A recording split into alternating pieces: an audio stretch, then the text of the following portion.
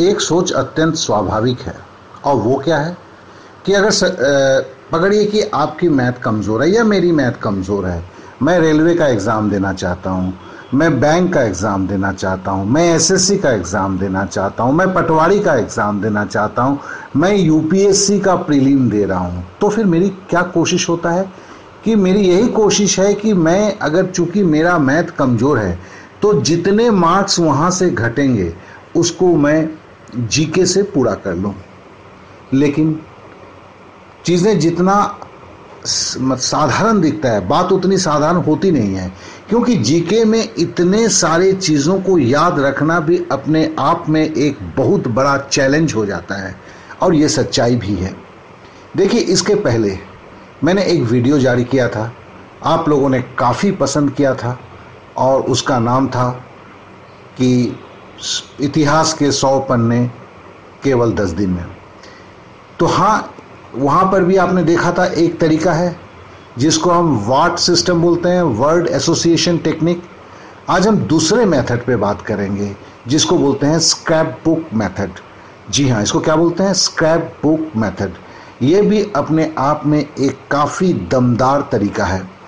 तो कहने का मतलब है कि आपके पास दोनों तरीके हैं, बस उठा लीजिए जो आपको सही लगता है, जो आपके सोच के साथ जाता है, और अगर आपको कहीं और जगह पे मार्क्स की कमी हो रही है तो उसे पूरा इस विधि में कर लें।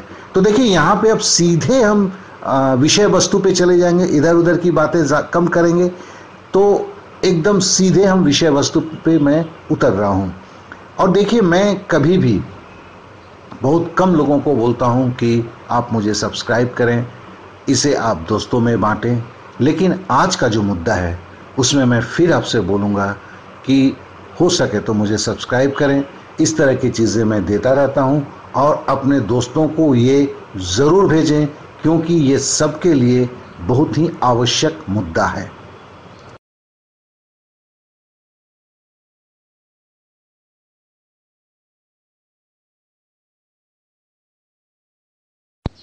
अब जरा इस स्लाइड पे आए।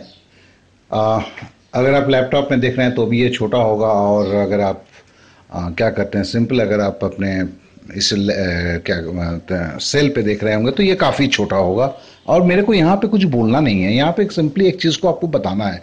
देखिए, इसके लेफ्ट साइड में बाएं तरफ में इतिहास लिखा 21 पेज नंबर जो है, ये हल्के से आपको दिख रहा होगा। अगर आप मोबाइल में देख रहे हैं तो भी शायद दिख रहा होगा। तो ये जो पोर्शन है, मैंने एक ल्यूसेंट का पेज लिया हुआ है, और राइट साइड में आप देखते हैं कि छोटे छोटे ब्लॉक्स में जो लिया हुआ है वो स्क्रैप पेज है। हम आगे के स्लाइड में इस पर पूरी चर्चा करेंगे। तो देखिए, यहाँ का एक जो पेज है, और ये जो स्क्रैप पेज है, देखिए उसमें page 21, page 22, page 23, page 24, basically अगर देखा जाए तो 5 पेज जो है, 5 अगर पेज है वो हमारे एक पेज में, स्क्रैप पेज में आ जाता है। तो मैं इस चीज को बोलना चाह रहा हूं कि स्क्रैप पेज काफी छोटा होता है, और मतलब है कि देखिए, जो भी हम अब अगर किसी इसको भी जाने, आप तो जानते ही होंगे कि मतलब आपके कंप्यूटर में डाटा भी जो है ना, काफी छोटे इसमें रहता है। आप जब डालते हैं, उसी तरह हमारे दिमाग में भी जो है ना, ये सारे जो डाटाज रहते हैं काफ़ी छोटे में रहते हैं। तो ये स्क्रैप बुक मेथड का भी बेसिक जो है वो वहीं पे है। तो फिर इसको कैसे हम छोटे में रखते हैं, कैसे हम डेवलप करते हैं रिकॉल के सिस्टम में, इन सारे चीज़ों पे हम विस्तृत रूप से अगले स्लाइड में चर्चा कर रहे हैं। चलिए वहां चलते हैं। अब आते हैं, देखिए, ल्यूसेंट का जो पेज नंबर 21 है, जो मेरे बुक में है, उसमें ब्राह्मण साम्राज्य है। उसमें मोटा मोटी एक पेज से थोड़ा सा कम आपका पूरा है। उसमें क्या क्या मैटर्स है, और इस मैटर्स को हम पहले एक बार देख लेते हैं, क्योंकि आप भी अब तो इस स्लाइड में चीजें थोड़ी सी बड़ी हो गई है। तो देखिए, ये रेड बॉर्डर्स का जो दिया हुआ है, ये आपका पेज है, ओरिजिनल जो है आपके ल्यूसेंट का इतिहास का 21 नंबर पेज है। हो सकता है आपकी किताब पहले का हो या अभी रिसेंट पब्लिकेशन का हो, तो पेज नंबर कुछ और भी हो सकता है, लेकिन उसकी जो हेडलाइन है वो है ब्राह्मण साम्राज्य। और नीचे देखिए पेज 21 करके स्क्रैप बुक मेथड में एक लंबा सा जो खींचा हुआ है, जिसमें ब्राह्मण साम्राज्य में 1 2 3 4 5 6 केवल 6 लाइन में टोटल को किया गया है, बल्कि अगर स्क्रैप बुक में मैंने जैसे बोला था पूरे एक पेज में आपके ल्यूसेंट के 6 पेज आ जाते हैं और ये बड़ी तरीके से हम इस्तेमाल करते हैं। तो चलिए पहले देखें कि क्या क्या है। ब्राह्मण समाज में देखिए पुष्यमित्र शुंग जिसने मगध पर शुंग वंश की नींव डाली ब्राह्मण जाति का था। शुंग शासकों ने अपनी राजधानी विदिशा में स्थापित की। इंडो यूनानी शासक मिनांडर को पुष्यमित्र शुंग ने पराजित किया था। पुष्यमित्र शुंग ने 2 बार अश्वमेध यज्ञ किया। इनके लिए पतंजलि ने अश्वमेध यज्ञ कराए। भरूत स्तूप का निर्माण पुष्यमित्र शुंग ने करवाया। शुंग वंश का अंतिम शासक देवभूति था। इसकी हत्या 73 ईसा पूर्व में वासुदेव ने कर दी और मगध गद्दी पर कण्व वंश की स्थापना की। तो देखिए ये जो है इसको हमने कैसे किया हुआ है और ये कंप्लीट एक लाइन में ही हमारा हो चुका है। अब देखिए हमारा क्या होता है कि स्क्रैप बुक मेथड में पहले इसके जो मेन जो पॉइंट्स हैं उसे लिखा जाता है और उससे याद किया जाता है कि उसमें क्या लिखा हुआ था।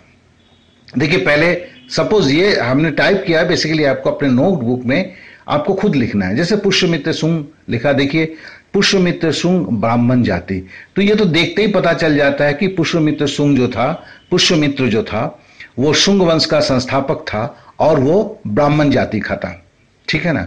शुंग वंश मगध से विदिशा, कहने का मतलब है शुंग वंश के पुष्यमित्र ने अपनी राजधानी मगध से विदिशा जो है ट्रांसफर किया था। 2 बार अश्वमेव डैश पतंजलि, मतलब पतंजलि के सहारे पुष्यमित्र शुंग ने 2 बार अश्वमेध यज्ञ किया था। भरहुत स्तूप, मतलब भरहुत स्तूप का जो निर्माण भी पुष्यमित्र शुंग ने करवाया था। अंतिम देवभूति, अंतिम शासक जो था पुष्यमित्र शुंग का मतलब शुंग वंश का वो देवभूति था। 73 ईसा पूर्व हत्या वासुदेव, तो कहने का मतलब क्या हुआ, 73 ईसा पूर्व वासुदेव ने हत्या करके किसकी, अंतिम शासक देवभूति का, देखो साइड में लिखा हुआ है, उसके बाद ही कण्व वंश की स्थापना किया। तो मेरे यह कहने का मतलब क्या है, ये स्क्रैप बुक मेथड देखिए, इसको बहुत अच्छी तरह देखिए। आपको पेन उठाना है और आपको नोटबुक लेना है और इससे आप पॉइंट्स जो देखिए यहाँ पे हर पॉइंट्स को आप ले रहे हो। अब देखो इसको पहले लिखना है, फिर लिखने के बाद आपको अपने तरीके से बोलना है। फिर से मैं देखो इसको पढ़ता हूं। ब्राह्मण साम्राज्य, पुष्यमित्र ने शुंग वंश की स्थापना की जो ब्राह्मण जाति का था। शुंग वंश के संस्थापक पुष्यमित्र ने मगध से अपनी राजधानी विदिशा को ले गया था। पुष्यमित्र शुंग ने 2 बार अश्वमेध यज्ञ किया था पतंजलि के सहारे, पतंजलि के मतलब ने करवाया था। भरहुत स्तूप की स्थापना पुष्यमित्र शुंग ने करवाया था। शुंग वंश का अंतिम शासक देवभूति था जिसकी हत्या वासुदेव ने 73 ईसा पूर्व कर दी और उसने कण्व वंश की स्थापना किया। आशा करता हूं कि चीजें आपको समझ में आ गया होगा। अब जरा हम एक बात को सोचें, अगर आपको इसको लिखना है एक पेज के ऊपर कितना मिनट लगेगा साहब, कितना मिनट लगेगा? देखिए ये इतिहास है, इस तरह सारे सब्जेक्ट का मैं बताऊंगा। अगला एक और भी मैं वीडियो देने वाला हूं, क्योंकि कुछ जो है स्टोरी टाइप हैं वो दूसरे तरह से होते हैं, कुछ आपके जो समझ के करने हैं उसमें स्क्रैप बुक मेथड जो है दूसरे तरह से आते हैं। लेकिन आप कुछ भी है बड़े आराम से कर सकते हैं और ये कभी भूल नहीं सकते हैं। तो देखिए हम जो जिस बात को बोल रहे थे, इसे पुष्यमित्र शुंग के ये जो आपने लाइन लिखा, ये लाइन लिखने में आपको 1 मिनट से ज्यादा नहीं लगता है। तो फिर आप क्या करते हैं, आप नोटबुक लेते हैं, जैसे बोला जाता है ना हाइलाइटर से जो जो पॉइंट है हाईलाइट कर दीजिए। ये हाइलाइटर से कहीं स्क्रैप बुक मेथड ज्यादा स्ट्रांग है, क्योंकि हाईलाइट से आप रिकॉल नहीं करते हैं, आपको फिर से याद नहीं करते हैं। यहां देखिए आपको ल्यूसेंट बुक्स को नहीं उठाना है, आपको ये स्क्रैप बुक जो है जो लिखा हुआ या आपने समझ लीजिएगा आपने से नोटबुक में लिखा है उससे आपको मनी मन पढ़ना है। यहां लाइन तो कुछ है नहीं, पुष्यमित्र ब्राह्मण जाति शुंग वंश, मतलब पुष्यमित्र जो है शुंग वंश का स्थापना किया था, वह ब्राह्मण जाति का था और उसने अपनी राजधानी मगध से विदिशा ले गया था। उसने 2 बार अश्वमेध यज्ञ पतंजलि के सहारे किया था, मतलब पतंजलि नाम इसलिए कि पतंजलि उसके दरबार में थे, किसके, पुष्यमित्र शुंग के। भरहुत स्तूप की स्थापना भी पुष्यमित्र शुंग ने करवाया था और शुंग वंश का अंतिम शासक देवभूति था। तो ये पूरा एक पेज अगर हमने देखा है ना, आपको लिखने में 5 मिनट लगता है स्क्रैप बुक मेथड से, केवल 5 मिनट, केवल 5 मिनट। नहीं तो अभी आप कॉपी खोल के देखिए। तो फिर क्या करते हैं, फिर हम क्या करते हैं, जिस चीज को हमें याद करना होता है उसके हम 3 स्टेप करते हैं। पहले उस विषय वस्तु को पढ़ के उसमें से कौन कौन पे सवाल पूछा जाता है, तो मैंने तो देखो तो पूरा लिया हुआ है, मैं तो हर लाइन को लिया हुआ हूं यहां पे।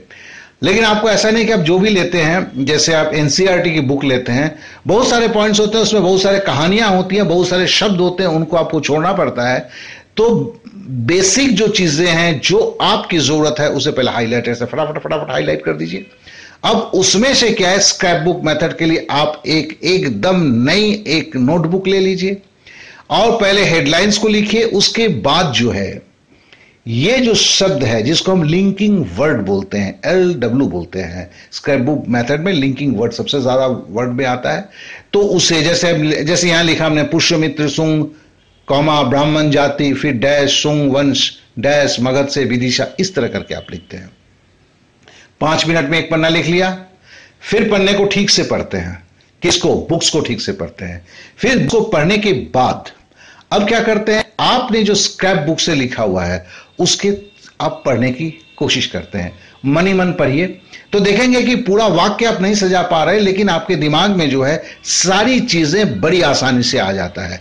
लेकिन साथ साथ में एक ही बात बोलता हूं, आप ऐसे अगर लिखते हैं तो फिर आप 5 से 6 पेज को ही एक दिन में कर पाते हैं, क्योंकि दिमाग के ऊपर मैंने देखा है बहुत ज्यादा प्रेशर पड़ता है। क्या प्रॉब्लम पड़ता है यार, आप इस तरह करके बड़े आसानी से एक कोई भी चीज आपका 100-150 पेज जो है 1 महीने के अंदर में बहुत तेजी के साथ अंदर डाल सकते हैं। अब सवाल होता है इसके रिवीजन की साइकिल, कि आपके दिमाग से कब हो जाता है। तो देखिए, इसका 3 दिन फिर 15 दिन बोलता हूं मैं, पहला 3 दिन, उसके बाद सीधा 15 दिन के बाद, मतलब आज आपने किया, तीसरे दिन जो है इसको देख के फिर से पढ़ने की कोशिश कीजिए।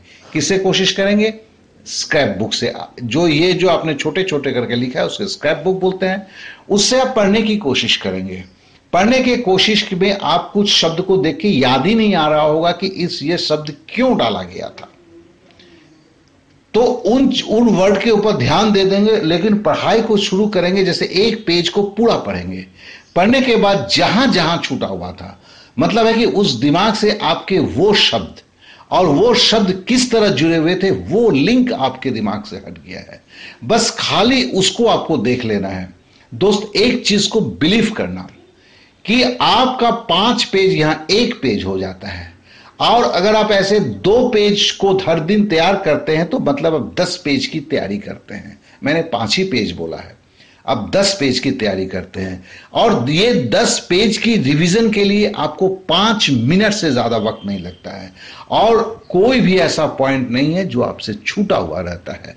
तो इतनी आसानी से ये चीजें की जा सकती है। लेकिन प्रॉब्लम क्या है, हमें ये बताने वाला कोई नहीं है। तो हम क्या है कि अपने उल्टे सीधे तरीके से हम करते हैं, और जिससे क्या है कि बहुत ज्यादा हमारे को सक्सेस नहीं मिलता है। तो मैं बोलूंगा कि आज से इसे शुरू कीजिए। अब जैसे भी याद कर रहे हैं, आज शुरुआत कीजिए। आज शुरुआत करने के बाद ही आपको पता चलेगा कि आपने जो भी किया हुआ है अब तक, उससे कितना ज्यादा ये स्ट्रांग है, कितना ज्यादा ये सक्सेसफुल मेथड है। आशा करता हूं कि स्थिति अब आपके पास एकदम क्लियर हो चुका होगा। देखिए, हम जो ऑब्जेक्टिव टाइप सवाल को करते हैं उसमें क्या, देखिए सवाल भी होता है, जवाब भी होता है, ठीक है ना। लेकिन तो भी हमें याद नहीं आता। पहले कभी जब ये MCQ हुआ था तब लोग सोचते थे कि अरे यार सवाल भी है जवाब भी है तो फिर क्या प्रॉब्लम है, ये तो फटाफट होना चाहिए था। लेकिन अनुभव ने बताया कि उतना आसान होता नहीं है। अब देखिए, यहां के जो ये स्क्रैप बुक मेथड है उसमें क्या है, आप 2 शब्द को देख के आप पूरे वाक्य को समझने की कोशिश कर रहे हैं। जैसे देखिए, अभी आपके सामने जो है एक शब्द जो है जैसे मातृ सतमातक और पितृ सतमातक। तो इसमें पूछा है कि ये क्या था, आपका सतवाहन की जो कहानी है। तो कहने का मतलब है कि आप उसको देख के याद होता है, अच्छा अच्छा वो तो मातृसत्तात्मक था आपका सतवाहन का। तो मेरा कहने का मकसद क्या था? मेरे कहने का मकसद है कि जैसे आपने ब्राह्मण जाति देखा तो ब्राह्मण जाति से ही याद आ जाता है कि देखने से, चूंकि हम इस कंटेक्स्ट में चल रहे हैं कि ये पुष्यमित्र शुंग से जुड़ा हुआ है या शुंग वंश से जुड़ा हुआ है। तो ये चीज जो है, यही देखिए आपके ऑब्जेक्टिव टाइप चीज में भी वही होता है। तो फिर आज तक जो आप रट्टा मारने की कोशिश कर रहे थे उससे आपको निजात मिलता है। आप सोचें कि आप सिर्फ खुद सोचें कि 2 पेज आपको रटने में कितना वक्त लगता था, और आपको लगता था बिना रटे तो वो काम चलेगा ही नहीं। 2 पेज को रटने में कम से कम 15 से 20 मिनट के नीचे एक पेज रट्टा नहीं मारा जा सकता है। तो 2 पेज करेंगे तो 40 मिनट से 1 घंटा रट्टा मारने में लगता है। यहां इसे देखिए, मैं तो, मेरे जो स्टूडेंट्स हैं उन्हें तो मैं ये रेडीमेड ही मेरे पास बना हुआ है, ये स्क्रैप बुक मैं उनको देता हूं, या उसके अपर लेवल को भी इस्तेमाल करता हूं। जहां मैं, जब मैं पढ़ाता हूं तो ऑनलाइन में भी पढ़ाता हूं तो बहुत छोटे पैसे में ही करता हूं। लेकिन आपको खुद को करना है, तो खुद को करने के लिए जो है ना, आप पहले एक कॉपी पे अगर एक पेज के, एक पूरे पेज के आप स्क्रैप करके लिखेंगे उसे, तो वो तो पहले आप समझ लें कि एक पेज का 1/4 हो जाना होगा, और उसे आपको 10 मिनट से ज्यादा नहीं लगेगा। फिर आपको उसको देख के पढ़ना है, तो फिर आप समझ लें कि एक पेज जो है आपके 15 मिनट तैयार होते हैं, 2 पेज का आधा घंटा तैयार होता है, लगता है। तो पहले आपको रट्टा मारने में जो 1 घंटा लगता था, मैंने पकड़ लिया है, वो तो वक्त आधा हो जाता है, आधा से भी कम अगर सही पूछो तो। फिर क्या होता है, आपकी पकड़ बहुत बड़ी बनी हुई रहती है। जब फिर अब 3 दिन के बाद रिवीजन करते हैं तो ये 4 मिनट में रिवीजन होता है। जो आप रट्टा मार के जो रिवीजन करते हैं वो कभी हो ही नहीं सकता है। फिर अब 7वें दिन में वही 4-5 मिनट में रिवीजन हो जाता है। तो फिर कहने का मतलब क्या है, क्योंकि उस शब्द को देख के आप उस जगह पे क्या करते हैं, जैसे ब्राह्मण साम्राज्य के बारे में जब आप शब्द को देखते हैं, उन शब्दों से आपको पूरे वाक्यात को बोलना पड़ता है। तो ये जो क्या है ना, ये बड़े आसानी से होता है, बहुत ही आसानी से। मैं बार बार बोलता हूं, आपको वाक्य को नहीं बोलना है। आप जैसे शब्द देखते हैं, आपके सामने कुछ चीजें उभर के आ जाती है। आप समझ रहे हैं ना मेरी बातें? जब आप इन स्क्रैप बुक के शब्दों को देखते हैं तो आपके में कुछ बातें तुरंत आपके जेहन में उभर के आ जाती है। इसी को हम स्क्रैप बुक, हम जो है इस ये कहते हैं, क्या कहते हैं, याद करने की विधि कहते हैं। यही स्क्रैप बुक मेथोडोलॉजी है। अगर हम इसको अगर थोड़ी देर में बोलें, मतलब अगर दूसरे तरफ से बोलें, तो फिर से मैं आपको स्लाइड पे लेके चलता हूं। उस स्लाइड से फिर से एक बार बताता हूं। देखिए, अब स्लाइड फिर से मैंने रखा हुआ है। जैसे अब आप समझ लीजिए कि आपने याद किया है। फिर जब आप इस स्क्रैप बुक को खोलते हैं, आपके हाथ का लिखा हुआ है या प्रिंटेड है, जो भी है आपके पास।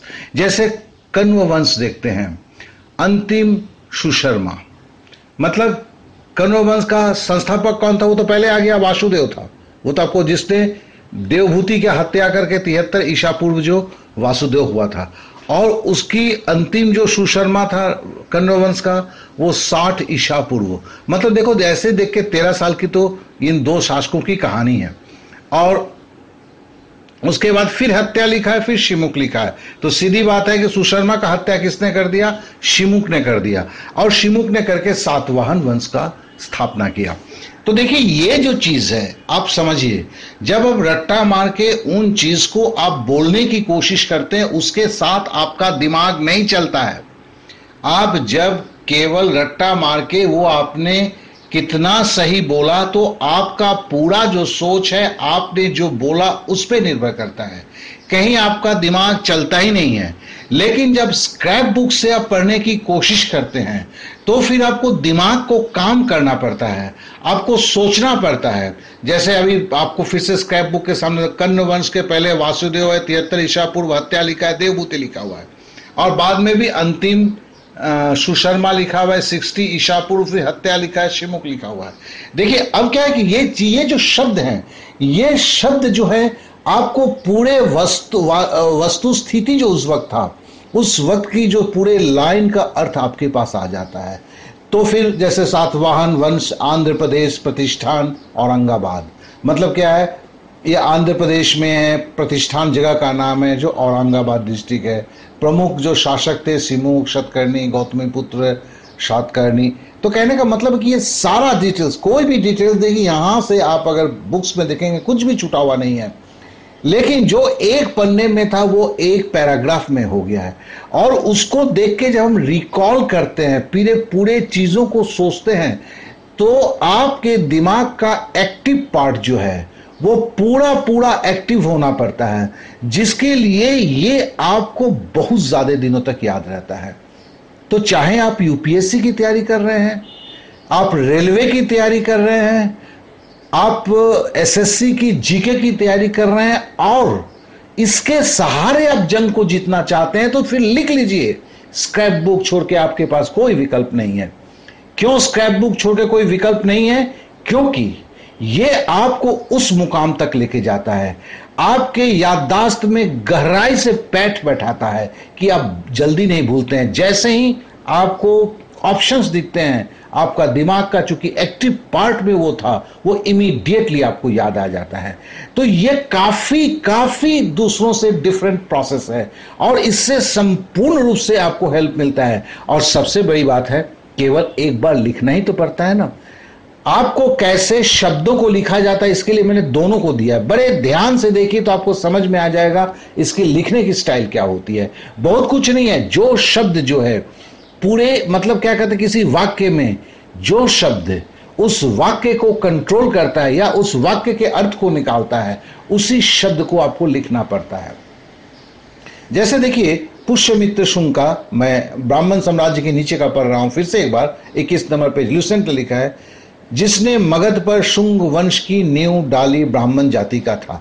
तो देखो यहां पुष्यमित्र शुंग है, शुंग वंश है, ब्राह्मण जाति है। ये तीन शब्द हैं, ये तीन शब्द ही ये पूरे इसको करते हैं। पहले तो हमने ज्यादा शब्दों का, यहां सही पूछो तो ज्यादा शब्दों का इस्तेमाल किया है।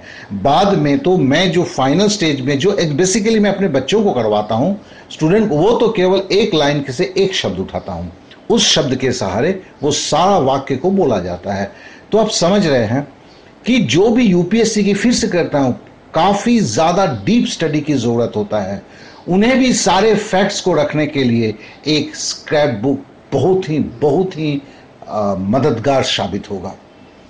तो देखिए यहां इस क्या कहते हैं प्लेटफॉर्म में मेरे से ज्यादा बहुत महान लोग आते हैं, बहुत कुछ बोलते हैं, लेकिन मेरा आप लोगों से अनुरोध है कि आप इस विधि को 1 से 2 बार जरूर अपनाएं, क्योंकि इसके लिए कुछ भी जरूरत नहीं है। कलम, आप स्टूडेंट हैं, कलम होगा ही, नोटबुक होगा ही, और जहां जिस पैसेज को करना है वो भी होगा। तो फिर आपके पास कहीं भी जाने के लिए कोई चीज नहीं है, बस आपकी इच्छा है।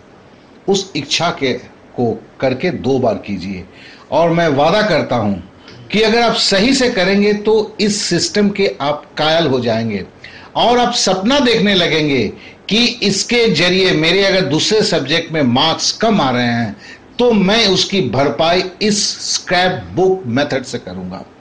आशा करता हूं ये वीडियो आप लोगों को काफी अच्छा लगा होगा।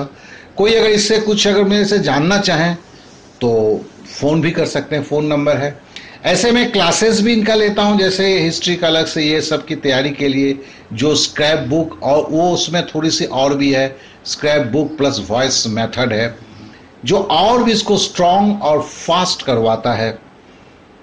तो जो भी है, अगर आप कुछ चर्चा भी करना चाहते हैं तो मैं ये नाकारता नहीं हूं, लेकिन पहले एक बार देख लेंगे कि मैं फ्री हूं या नहीं।